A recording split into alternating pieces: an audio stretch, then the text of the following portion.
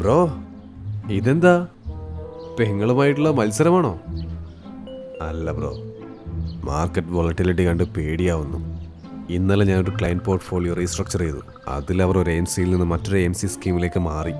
Redemption request കൊടുത്തിട്ടുണ്ട്, പക്ഷെ അത് ബാങ്കിൽ റിഫ്ലക്റ്റ് ആണെന്ന് പറയാൻ എനിക്ക് വേറൊരു എം സിയിലേക്ക് ചേരാൻ കഴിയില്ല. ഇതാണ് ബ്രോ ഞാൻ പേടിക്കുന്നത്. ഈ മാർക്കറ്റ് വോളറ്റിലിറ്റി കണ്ട് ക്ലയൻറ്റിൻ്റെ മനസ്സ് മാറരുത്.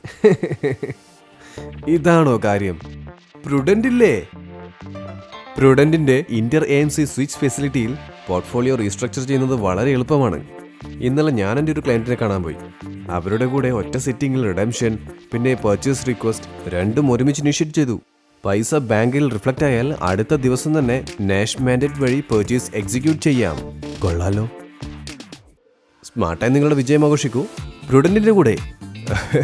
അപ്പോൾ ഈ കാര്യത്തിൽ പേടിയില്ലാതെ സ്വിച്ച് ചെയ്യാം അല്ലേ?